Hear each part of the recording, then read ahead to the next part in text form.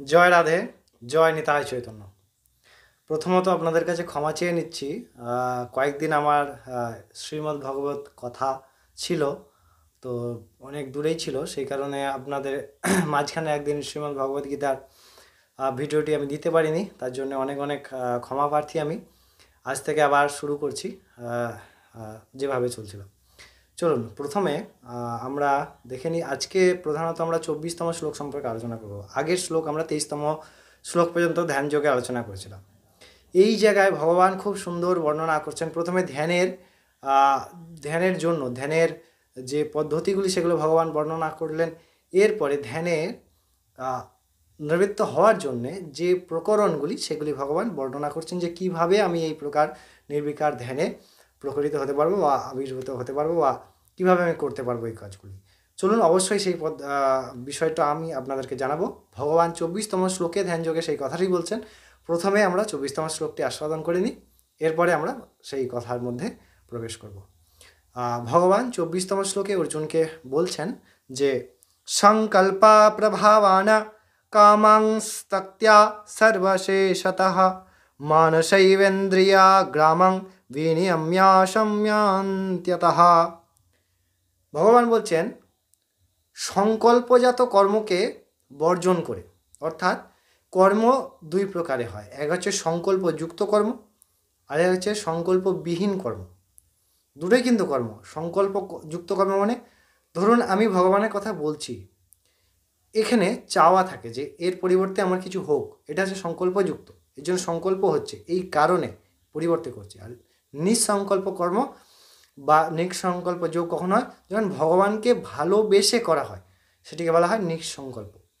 এইটিকে ভগবান খুব সুন্দর করে বলছেন যে যখন নিঃসংকল্পযুক্তভাবে কাজ করা হয়, অর্থাৎ কামনাকে সর্বতভাবে ত্যাগ করে এবং মনের যে বিষয় ইন্দ্রিয়গুলি আছে সেগুলিকে নিবৃত্ত করে যে স্থিতিতে স্থিত হওয়া যায়, সেই স্থিতিটাকে কি বলা হচ্ছে?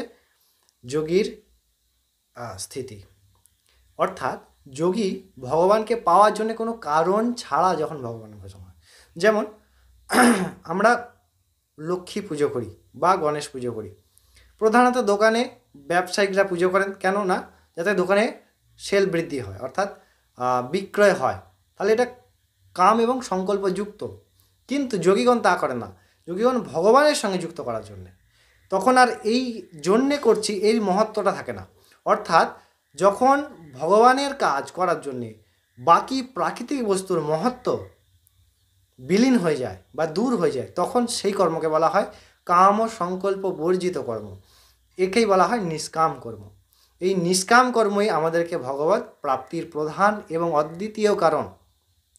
সকাম কর্মে ভগবানের নামকে আমরা জাগতিক কামনা পূরণের জন্য প্রয়োগ করি। যেমন ধরুন আমি বা কোনো একজন ব্যক্তি মা কালীর কাছে বা যে কোনো ভগবানের যে কোনো রূপে আসক্ত হয়ে বলছেন, হে প্রভু আপনি আমার একটা ছেলে দিন বা আমার যে একটা চাকরি করে দিন, আমি আপনাকে এত এইভাবে পুজো করব। ভাই, ভগবানের সব সম্পত্তি, তার জল দ্বারা, যেমন গঙ্গা পুজো করা হয় কিসের দ্বারা? গঙ্গার জল দ্বারা। গঙ্গার জল দ্বারাই গঙ্গার পুজো, সেরকম ভগবানের বস্তু দ্বারাই ভগবানের পুজো। তো এটা মূর্খতা হয়ে যায়। যদি আমাকে বলা হয় যে 1 কোটি টাকার হিরে, সেটা দিয়ে 1 প্যাকেট বিস্কিট কিনে আনো, তো যিনি বিস্কিট দিচ্ছেন তিনি ভাবেন এই এত বোকা, 1 কোটি টাকার হিরে দিয়ে একটা 40 টাকা 30 টাকার বিস্কিট কিনছে। বুঝতে পারছেন? সেরকম আমরা পরম ধনকে জাগতিক সামান্য নশ্বর ভোগ্যবস্তুর প্রাপ্তির জন্য ব্যবহার করি। কিন্তু আমাদের মতো বোকা আর কেউ হয় না। সেই পরম পদ প্রাপ্তি হলে আর কিছু প্রাপ্তির বাকি থাকে না। সেই পরম ধাম প্রাপ্তি হলে আর কিছু বাকি থাকে না। তাই সেই ভগবানের কাছে আমাদের অনুরোধ যে তিনি যেন করুণাপূর্বক আমাদেরকে সেই মতি দান করেন। আর যতক্ষণ আমরা ভগবত গীতা ভগবত কথামৃতের মধ্যে থাকবো, অবশ্যই আমরা সেই বিষয়গুলি উপলব্ধি করতে পারবো এবং সেইভাবে চলতে পারবো। তবেই আমরা পরম ধন গচ্ছিত রাখতে পারবো। নাহলে 1 কোটি টাকার হিরে 30 টাকার বিস্কিট কিনে খরচা করে ফেলবো। তাই আশা করি এই শ্লোকটির অর্থ ভগবান কি বলছেন আমি বোঝাতে পেরেছি আপনাদেরকে। আমার তো কোনো সামর্থ্য নাই, তিনি যা কৃপা করেন আপনাদের মতো ভক্তবৃন্দের কৃপা, তার দ্বারা সম্ভব হয়। তাছাড়া আমার মধ্যে কিছুই নাই। না তো ভক্তি, না তো জ্ঞান, না তো বৈরাগ্য, কোনো কিছুই নয়। নরকের নালার যেমন একটি কীটের অবস্থা হয়, তেমন আমার অবস্থা।